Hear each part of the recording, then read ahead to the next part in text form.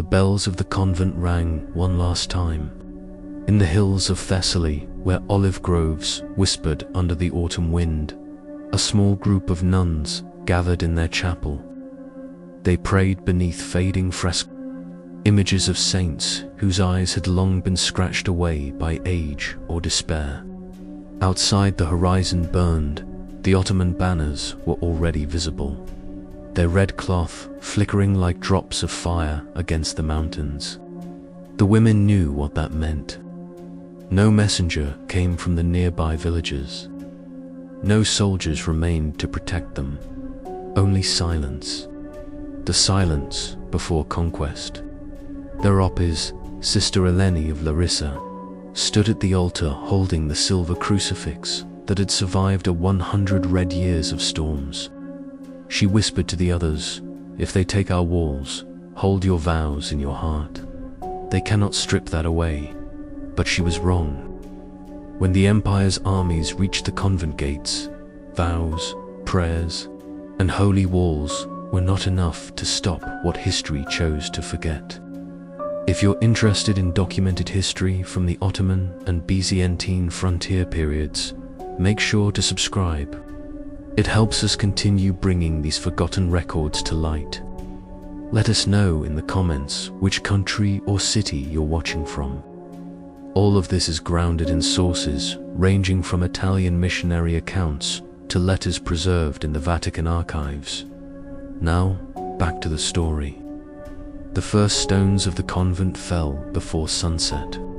The walls that once echoed with hymns were drowned out by the clash of iron and the screams of retreating servants. The Ottomans didn't waste arrows on sanctuaries. They broke the gates with cannon fire, an act both symbolic and merciless. To the invaders, a convent wasn't a holy refuge. It was a symbol of resistance, a reminder that even in conquered lands, the cross still dared to stand.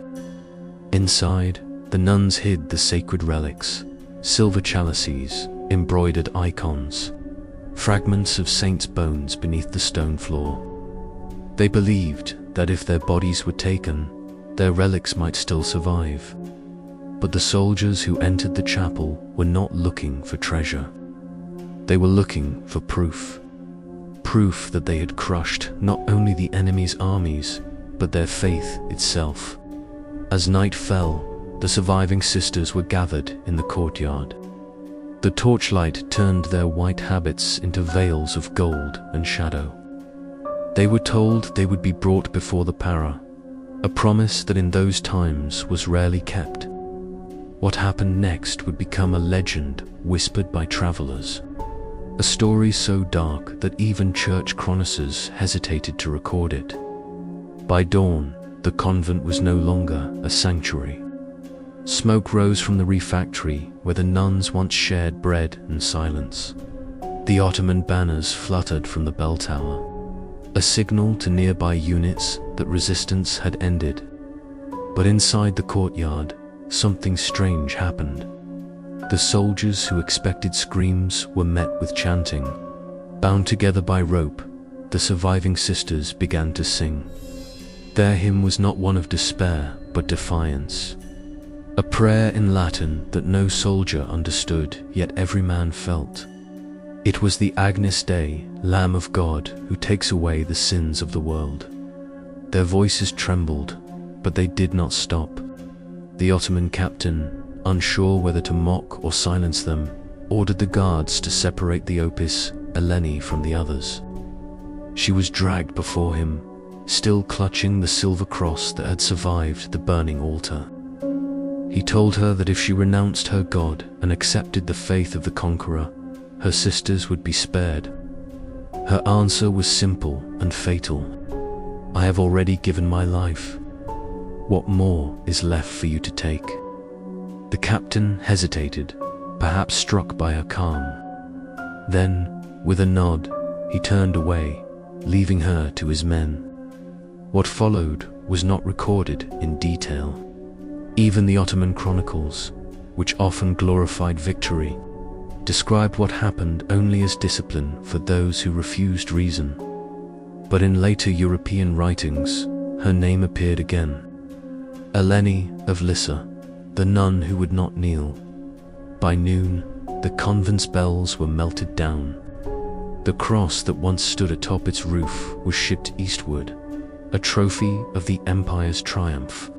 And yet within a week, rumors began to spread among the local villagers. They said that when the wind passed over the ruins at night, you could still hear the faint echo of women singing, not in pain, but in prayer.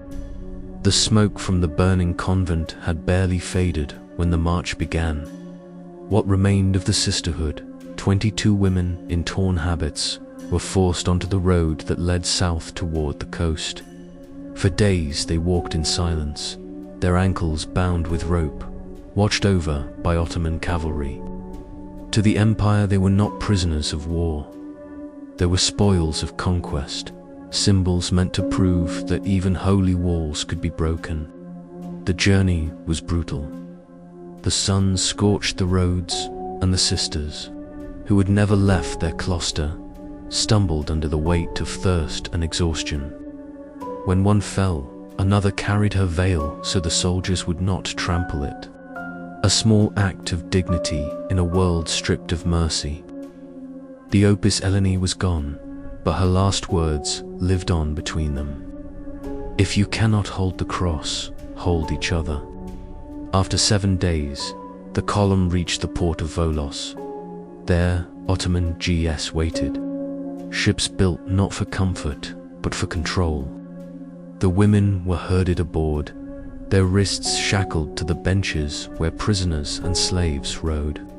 As the sails unfurled, the coast of Greece disappeared behind them, and with it everything they had ever known. The ship's overseer, a man named Wisif Aga, kept detailed records of the cargo: spices, coins, textiles, and religious captives. It was this list that would later be found in the archives of Istanbul, confirming the story once thought to be legend. The voyage to Constantinople lasted 12 days.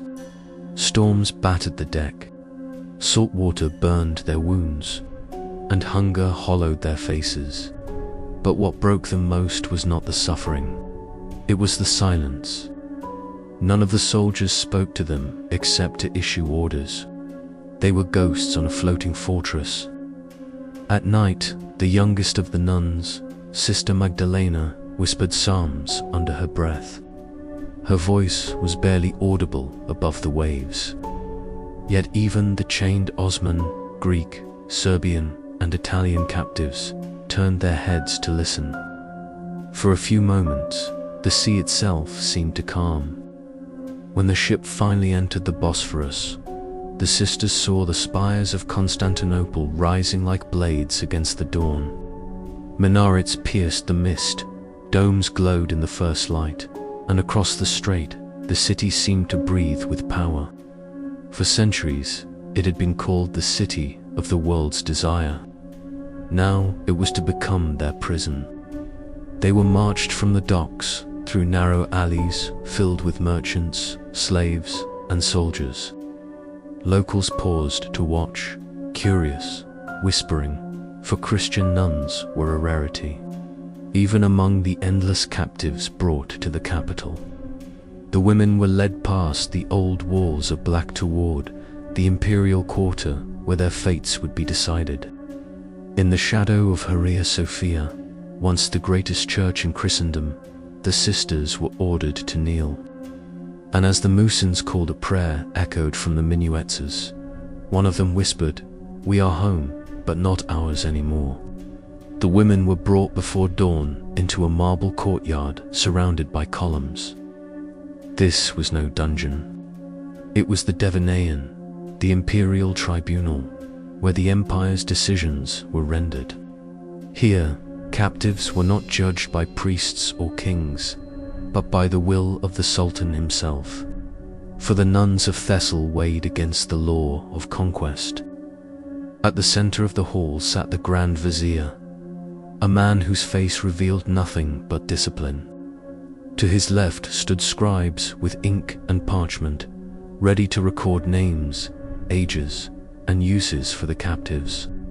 Every word would be filed in the registers of the empire, the same registers that historians would uncover centuries later, still marked with stains of candle and time.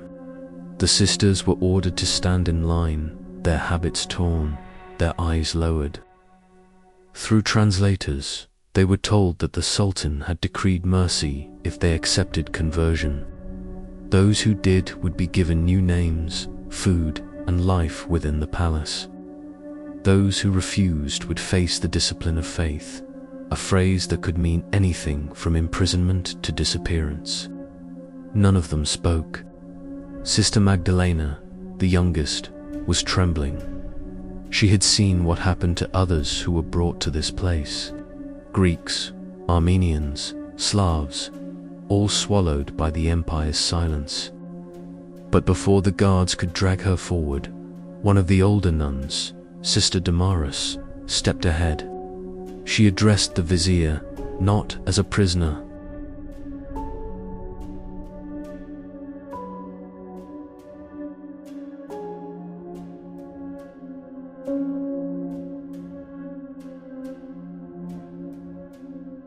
Hesitated, unsure if he should even translate such words. When he did, the vizier stared for a moment, then said coldly, "Prayers fade when the tongue forgets how to speak them." He waved his hand. The sisters were led away, not to execution, but to the lower halls of Topkapi Palace, where the empire kept its unclassified captives.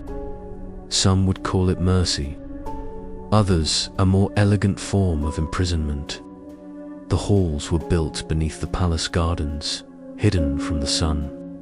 Each cell had a single slit of light, enough to mark the passing of days. The women were given coarse clothing, stripped of their habits, and told they would serve as attendants, cleaning, sewing, tending fires for the upper chambers. It was meant to humble them, to replace the sanctity of the convent with the order of the empire. But what the Ottomans didn't understand was that these women had lived years under vows of silence, fasting and obedience. Pain and deprivation were not punishments to them. They were prayers made flesh. Even here, in the depths of a foreign palace, their discipline became their defense. At night, they found ways to pray in secret. One scratched the sign of the cross into the clay wall with her fingernail. Another traced psalms into the dust beneath her bed. They began marking time by the rhythm of the call to prayer, not as conversion, but as a way to measure the endurance of faith. It was here that the story of the nuns began to spread through the palace servants. A rumor that even those closest to the Sultan whispered about. They called them the Silent Sisters of the Underground. To some, they were cursed. To others, they were saints. And in the stillness of those corridors, their silence was louder than any hymn. Weeks turned into months beneath the palace. The women's hands grew raw from labor, washing linens, polishing brass, tending to fires that never warmed them. They were given new garments of rough linen and ordered never to speak their old names. Each was assigned a number, a silent mark of ownership. The empire believed it was only a matter of time before faith bent beneath necessity.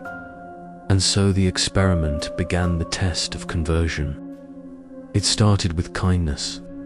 The palace sent food, oil, and silks to the lower halls. Imams visited, offering them rest, comfort, even the chance to walk in the gardens. They spoke of peace, of a faith that promised mercy and renewal. They said, "Your God and ours are not enemies. Take our tongue and you will be free." But freedom meant forgetting, and forgetting was the one sin they could not commit. Sister Magdalena, the youngest, once frail from fear, became the strongest among them. She gathered the others at night, whispering fragments of scripture remembered from their convent days. The verses were broken, incomplete, but they became their new liturgy. Even in captivity, the word lived on. When persuasion failed, the tone changed. The guards sealed the gates and extinguished the torches. Food was rationed. No more visits from the imams, only silence and darkness. Each day they were called one by one to a small chamber where scribes waited. They were told to repeat a simple phrase of submission. Those who did were promised life within the palace walls. Those who didn't were forgotten. It was not a single act of cruelty, but a slow unmaking. Faith was not taken with swords. It was eroded with hunger, with waiting, with the soft voice that asked again and again, "Why suffer for a God who does not answer?" One by one, a few broke. A pair of sisters from the island of Corfu, twins, agreed to convert, their eyes empty from sleeplessness. They were taken away, dressed in silk, and never seen again. For the others, each disappearance deepened both their grief and their resolve. Sister Damaris, who had once spoken boldly before the Grand Vizier, began to waste away. When the guards demanded her name, she gave them a new one, not in defiance, but as irony. "Call me Silence," she said. Her silence spread like contagion. Soon, none of them spoke to their captives. When questions were asked, they answered only with stillness. And in that stillness, they regained what the empire had tried to take, control. Records from the top Kababi archives mentioned these women only briefly. Foreign captives of the old faith, unresponsive, unprofitable, withdrawn. To the Ottomans, they were failures of conversion. But to those who later heard their story, they became something else entirely. Testaments of endurance, proof that faith could survive where walls could not. By the time spring returned to the palace gardens, only 11 of the original 22 remained. And though the guards called them ghosts in rags, the servants whispered that sometimes late at night, when the torches burned low, the women's voices could be heard, chanting a hymn in a language no one remembered, but everyone feared. It was the same hymn they had sung as their convent burned, deep within the lowest corridor of the palace, where sunlight never reached. The surviving nuns discovered something unexpected: an old sealed archway half buried beneath stone. The place was silent, abandoned, its air thick with the scent of dust and age. No guards patrolled this part of the structure. It was perhaps too forgotten to matter. At first they used it only to hide, but over time it became something else, a chapel. Though no priest had blessed it, they used fragments of broken pottery as candle holders. A scrap of linen became their altar cloth, and from a single shard of a shattered mirror, they made a crude cross. Here, in this hidden place, they began to gather each night after the palace had fallen asleep. There were no hymns sung aloud, only whispers. Each woman would kneel and recount a memory of her life before capture, a home, a bell tower, the taste of bread before dawn. These memories became their psalms, small offerings to a God who seemed far away yet still listening. In one account from a Venetian merchant imprisoned nearby, there is mention of strange voices in the night beneath the harem halls, women singing in Latin to a God not of this empire. Historians dismissed it for centuries as superstition until archaeologists uncovered beneath the Topkapi complex a small chamber lined with Christian carvings, crosses etched into the wall, a Latin inscription half erased by time. Lux in tenebris, the light shines in the darkness. That discovery changed everything. It proved that these women hadn't vanished into silence. They had left a trace, a quiet rebellion written in stone. Inside that secret chapel, Sister Magdalena, once frail, Now their spiritual anchor began to write with charcoal on the walls. She couldn't record their names openly, so she marked symbols instead. A bird for each sister still alive, a small flame for each one lost. When a new bird stopped appearing, the others would know another had fallen. The guards never found the place, but they noticed something change in the captives. Despite their confinement, despite the hunger and the cold, the women began to walk with a strange calm. The overseers called it madness, but the scribes who observed them wrote something different. They have found a strength that does not come from this world.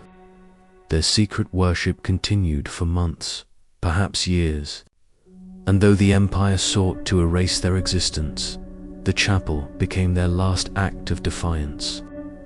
Not through weapon or word, but through faith that refused to die. By the time the next sultan ascended to the throne, only a few of the sisters remained. They were old, worn, and half forgotten. But beneath the palace, their chapel endured, silent, invisible, yet eternal. When Constantinople finally fell to modern excavation centuries later, no one could have imagined that beneath layers of empire, marble, and time, there still lingered the fingerprints of women who had prayed in the dark.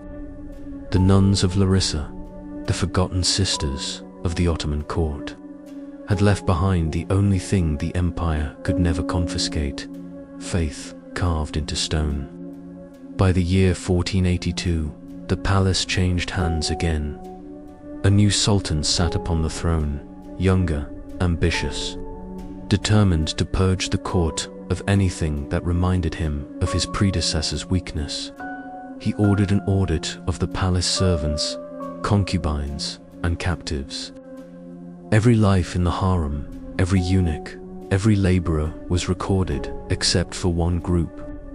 In the top KP archives, beneath columns of names, there's a blank section, a gap where 21 entries should have been. The ledger simply reads, removed. Unfit for service, disposed, no date, no burial record, nothing. That was how history erased them. Not with fire, but with ink withheld. The empire that once documented everything, from the number of figs served at dinner to the weight of gold in the treasury.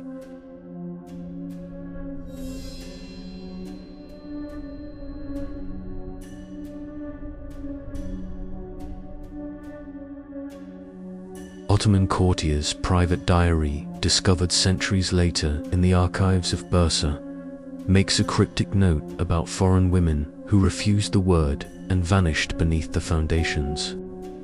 Another Venetian letter, intercepted by Ottoman spies in 1484, mentions the strange disappearances of nuns who would not yield to the Sultan's mercy. Together, these fragments form the outline of a truth the empire wanted buried: the deliberate elimination of women who had become spiritual symbols of resistance. The last mention of Sister Magdalena comes from a record written decades later by an Italian pilgrim. He claimed that during a visit to Constantinople, a palace servant whispered to him a story about a woman who sang to her god until the guards sealed the room. He never learned her name, but he described hearing something faint like a hymn carried through stone. And in that echo, her story survived. Over time, the tale of the vanished sisters became a rumor among the city's slaves and servants. They said that on certain nights, when the moon was full, the lower halls of the palace grew cold, and the air filled with a scent of burning incense, though no one had lit any fire.